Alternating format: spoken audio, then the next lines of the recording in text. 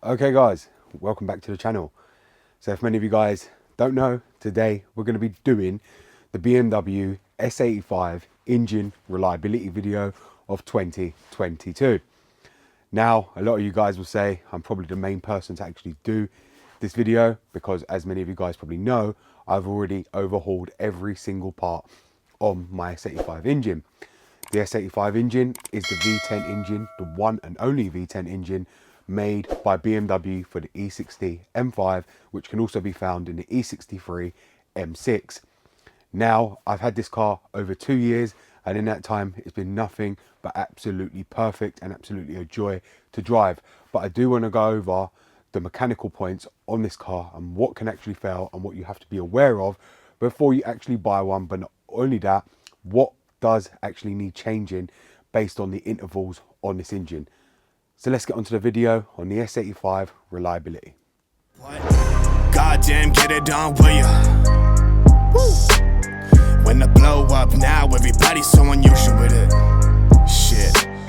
But said times in his rhymes, cause his memories. We running through New York, so you. Okay guys, so as you'll see here in front of us, we've got the BMW V10 S85 engine. Now this engine produces a whopping 507 bhp.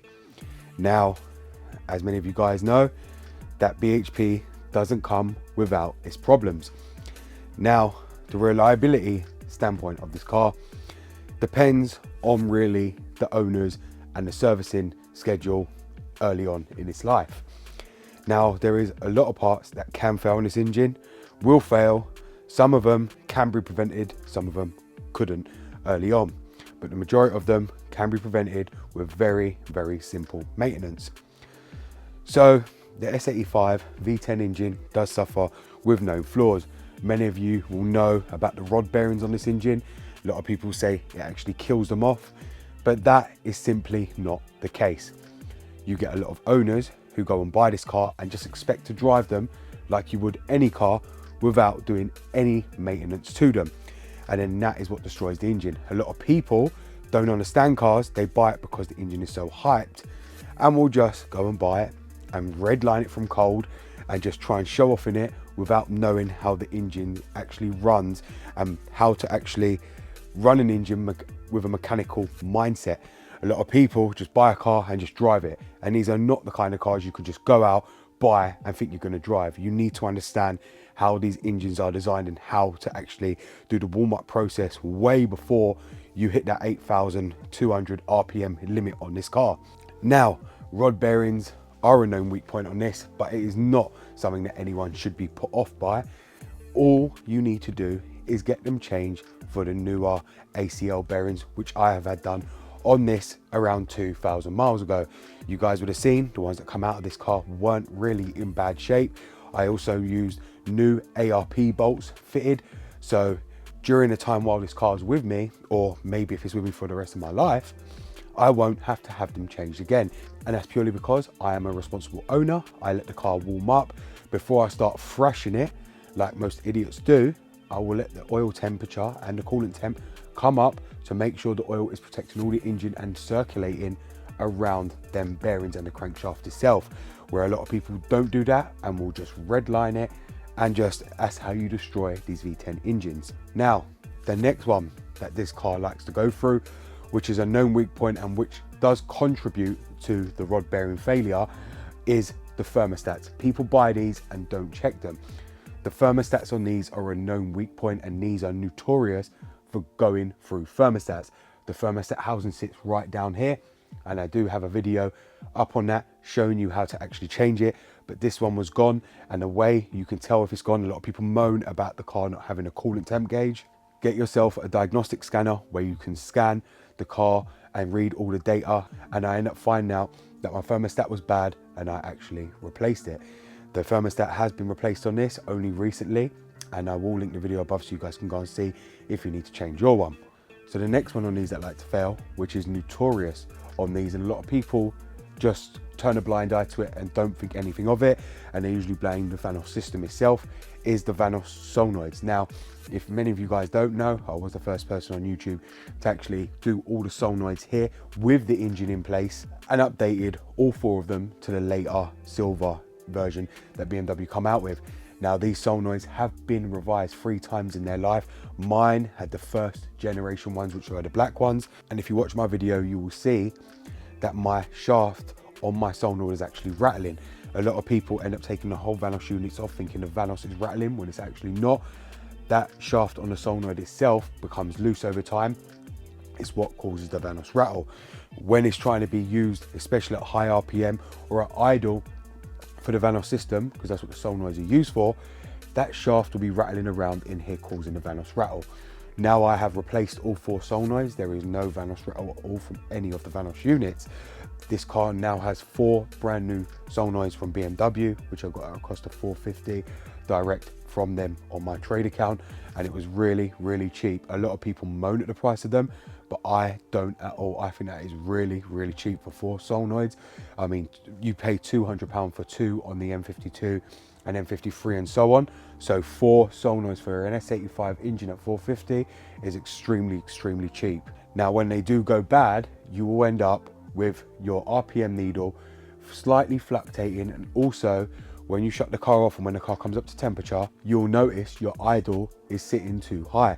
So your idle, for instance, will be all fine when you first start the car and settle down to around 650 RPM. But as you start driving and stop and charge traffic, you'll end up with your needle sitting just under 900 RPM. Now, a lot of people will tell you, and if you read up about this, that is perfectly normal because the cats are warming up. But it should not be doing that in the winter when the cats are going to be cold, and the cats do not need warming up 24/7. Now, that problem stems from the Vanos solenoids, where the Vanos is getting jammed because the solenoids ain't working properly, which then causes the RPMs to fluctuate until the Vanos system goes back into its proper position. And that is what the cause of it is. A lot of people will tell you otherwise, but trust me, the cats are not responsible for causing that high idle. The Vanos solenoids are. So do make sure you check them, because you will notice a lot of low down power also if you don't get them changed, and the car drives much, much better, and you feel that instant power once you actually change the solenoids. I mean, this car now, it's like an absolute breeze. Now the new solenoids have been done, it's just like a light tap of the throttle and you feel the power, something I never did before in my time of owning this car. Now, the next one on these, which I wouldn't say is a major failure, is the Ionic control modules, which sit right down here. You've got one here and one there. Now, they are responsible for controlling the voltage to the actual ignition coils. This was BMW's way of delivering 12 volt power to the actual ignition coils on the S85. This was a new way forward for them, a new design. So obviously it was a first for them, so they couldn't get it all right, but they can cause misfires and rough running if not checked. These do like to go out, and they're not expensive to buy. I think you can source them on eBay for around £50 each second hand. Just make sure they are fully working, but if they do go bad, you'll end up with misfires in all your cylinders, which can then cause your car to run very rough. You think it's an ignition coil when it actually ain't. It will actually be your Ionic control modules. They sit literally underneath these covers. I can't take them off because everything's backing away now, but you have got one here and you've got one over the other side under these covers right here. Now, when you take the car to a garage, a lot of garages even fail to diagnose these. You'll take it into a garage, they'll start telling you it's either a spark plug or ignition coil, which it really ain't. If you're getting misfires on 2 cylinders, or if you've got it on one constantly and you've changed the ignition coil, which I always like to keep spares, I've got a load of spares for this car in a box, it will be the Ionic control module, which is very, very overlooked by a lot of garages everywhere. Now, the next one on these, and I will link the video above for you guys to go and see, is the injectors. Now, the injectors were a known weak point on the S85 and the S65 engines. Now, the S65 is the M3 engine, which is the V8 engine, which you'll find in the E90 M3s. But this, I have changed all 10 of them. It is a known failure, and it can be bad and catastrophic for your S85 engine. They were known when this engine first came out to stick open and cause the engine to hydrolock itself from flooding the cylinders with too much fuel, causing the engine to hydrolock itself. I have changed all 10 of them to be on the safe side, because it's something that does happen and has happened, and you'll read many stories about it, but I have changed all 10 of them, so I no longer have to worry about that. It's a very easy job with the plenums off, but like I said, it is preservative maintenance. And if you do want to buy an S85 engine, this is all the stuff you're going to want to do, because then when your engine self-destructs or destroys itself, you've only got yourself to blame. These are not the type of cars which a lot of people think you can just buy and enjoy. Most people who are either selling them or who have bought them have not put no money into them. That's the reason they're getting rid of it. A lot of people get rid of it before the warranty runs out, or a lot of them are still getting warranty on it because the car was on low mileage. They wait until the warranty's up, and when they feel safe, and then get rid of it. After the safe period has now ended, they pass it on to you, and you are left to do all the catastrophic parts that can fail very quickly.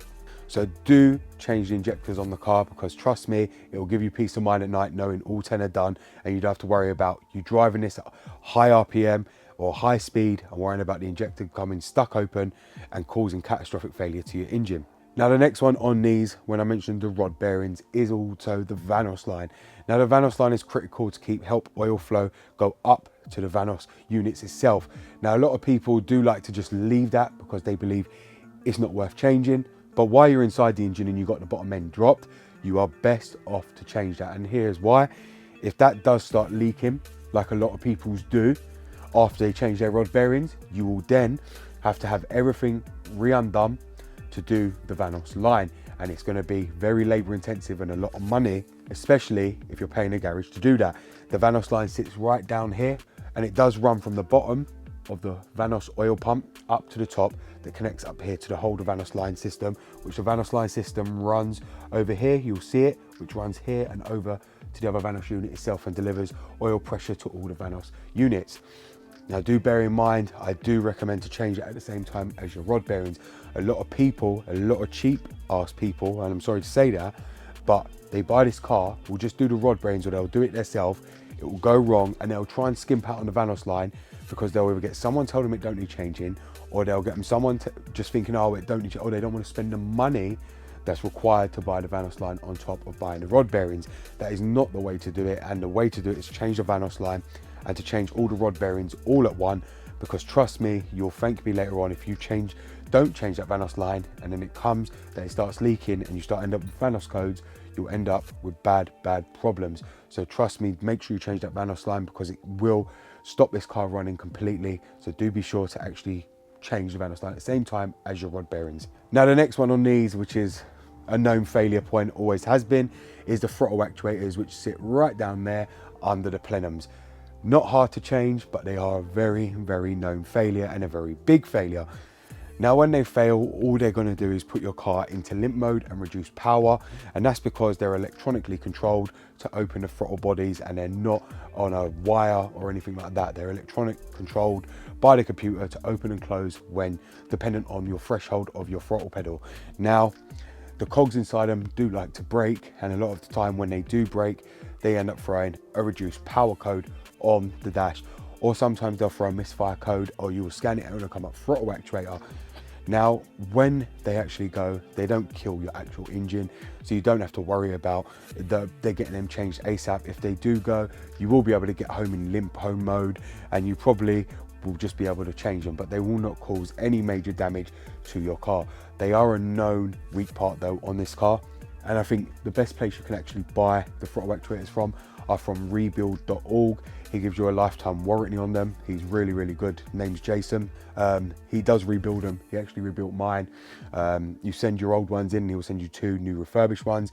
You get a lifetime warranty on them, and if they break again, he'll just exchange them like for like. The warranty is transferable to another owner, so you don't have to worry about they'll never be transferable to someone else, because it is. But once they're rebuilt, it's not expensive this day and age to get them built. I think it cost me no less than £400 for both of them to be repaired, which is really cheap when you think about how much BMW charge per one. So therefore, I've already had them rebuilt, and I've had no issue since I've had them rebuilt. If I did, very easy to get to again, and I'll get to them and just take them out. But those are a known cause, especially on this engine and the S65. So just be sure to actually check them as well. If you are getting throttle actuator codes, it will be your throttle actuators, and as I said, they do sit down there. Now the next one on these is something that I would advise you to actually change on these cars, are the CCVs, which sit over the back here in the valve covers. Now you would have seen on one of my videos, I actually changed it on these. You can only change the top 2 on the 2 valve covers, which one here and one over that side. because there is 4 in this car, but the other 2 sit way down in the engine where the CCV pipes come into the plenum, which connect onto them CCVs which sit just above the gearbox. Now they're not easy to get to, you'd have to get to them by lowering the engine to be able to remove them, but I did change the 2 on the valve covers. Now they can become clogged up over time and end up causing excess pressure, which then will destroy your valve covers. Now the M5 isn't known for actually blowing any kind of covers, and therefore I have changed them also just to be on the safe side. And when I can get to the other 2 at some point, I will get to the other 2 and replace them because I already do have them. But at this point in time, I can't get to them, but I do recommend to change them out because it's just known thing that if you do buy an E60 M5, they wouldn't have been changed because nobody ever looks to change them, and garages will tell you not to ever change them at all. But do not believe that, because they do need changing, and trust me, they do. Mine were really badly clogged, and if you look at the video, which I'll pin above, you'll see when I was rattling them, they're meant to be rattling freely. Mine wasn't, where mine had already been clogged, so it is beneficial to changing them. Now another one I would say to change, and I do mean this, changes when if you get an M5, is to change all 10 spark plugs and ignition coils. Now when I first got this car, I actually changed all 10 spark plugs and all 10 ignition coils. Every single one is new. And this is how I end up finding out it was the Ionic control module, because every time I replaced it with a new coil, the code would go away, but then all of a sudden come back up. Now I had already replaced all the ignition coils, so I knew they were all new, so it couldn't have been them. After much research with ISTA, I ended up finding out the Ionic control modules control the current to the ignition coils, so it's driven separately for the power source. So that's how I found out about these, and that's how I found out what actually controls the power going to them. But I did replace all the ignition coils, and it is something I believe to actually change. A lot of people, again, will skimp out because they just don't want to put that money into it. But as I said, this car has had every single thing done. All 10 spark plugs were changed, all 10 ignition coils were changed also, and now the car runs absolutely like a dream. If you want this car to actually run perfectly, do make sure you change all that to be on the safe side, just like this one does. Now the next one I strongly recommend for reliability is to change your oil and filter on this car every 5,000 miles. Now my one has already been changed only 500 miles ago. I do not daily drive this car, and I haven't daily driven it for months, and that's purely because 1, it was off the road because it's winter here now, and 2, I never drove it purely because I was stripping it all down. Now mine has been changed, and I do use 10W60. I have no reason not to. A lot of people will tell you not to use that or this or that because it's bad. Use this, use 10W50, use 5W50, but I do not agree with any of that. A lot of people will tell you to go for a Viper thermostat to make the car warm up quicker and use a thinner weight oil to make it up to temperature a lot quicker. But I don't see the point. If you're a responsible owner and you know your cars, you shouldn't have to rush to redline this car. Yes, you want to be able to drive it fast straight away, but if you only use it as a summer car, which I do, it's already going to be hot outside. So 10W60 and a thermostat isn't going to be an issue because the car's temperature and the heat from outside is already going to warm this car up faster than it needed to be anyway. Now I don't drive it in the winter, so therefore I don't need a Viper thermostat, and I don't need to change my oil grade because the temperature and the oil comes up perfectly on its own, and I do let it idle. I won't even drive off until the oil temp is completely up to where it's meant to be, which I believe is 100 or 90 degrees. No matter where it's meant to be, I do not drive this car until the oil temperature is sitting bang in the middle on my dash. I leave it to idle until then, and that's purely because I want to know this car is ready to go the moment I drive it. Now, the only people that will tell you to change it are the people that are very, very eager to start redlining it, and it's them kind of people that destroy the engine and then say the engine was crap. They changed this, they changed that. No, they didn't. They changed it for other parts thinking that the car was going to warm up faster so they could redline it quicker and drive it like an idiot. But that's why this car isn't for people like that, and then people should avoid this engine. This engine isn't for certain people and certain idiots. This engine is for experts and for people like myself who understand the mechanics and the engineering of such an engine. A lot of people do not understand the engineering behind this. A lot of people do not understand the mechanics behind it. And if you do not understand that, don't get this engine because it simply isn't for you and you'll end up wrecking it. And then a lot of people like that will end up blaming the brand, which the brand is not the problem. The person is the problem who owns the car. Lack of maintenance is responsible for the damage to these engines. Okay guys, so as you've seen there, I've now gone over the BMW E60 M5 S85 V10 engine reliability video. Now, as I said to you, this engine is a great engine, and this car is simply not unreliable by any means at all. The reason it becomes unreliable is because it falls into the wrong hands, where then people don't have money, they hardly even had the money to purchase the car, and a lot of the time, the people that actually buy these cars are the people who don't have money. A lot of the time, these cars come up cheap, needing something to be fixed, and these people just buy them and hammer them around until they blow the engine, then say it was a piece of crap, and they will never get another one because they bought it cheap, thought they were going to be able to have fun there, didn't think of fixing the faults, and then the engine blew up on them. You cannot expect to buy this cheap, even if it comes up cheap for 5 grand, 4 grand, and expect to drive it and you're going to have a good car. It doesn't work like that with these cars. So if you do have that kind of mindset, stay away from these cars. If they're going cheap, it's too cheap for a reason, and usually the reason is there's a lot of mechanical problems behind it that need to be addressed, and you are not going to be able to drive it. It is going to put you in limp mode. These cars are designed, if they do have a fault, they will put you in limp mode to stop you driving and abusing the car. I think that was one of the best things BMW ever did, because there is a lot of idiots out there, a lot of people who don't respect the engineering behind this, who will just continue to drive if BMW didn't put them safety features inside this engine.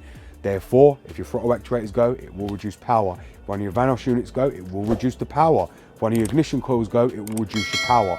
And it's there for a specific reason. It is not going to let you continue to drive, and I stick behind BMW when they actually made that system on this car, because it was one of the best things they ever done, and that's what stops idiots buying these cars, and then it pushes them away from this car, and then it ends up going to someone with the knowledge and time and passion who wants to pull it into this engine and respect it for what it is, instead of people just trying to buy them cheap and neglect them and just try and drive them to show off, which a lot of people do.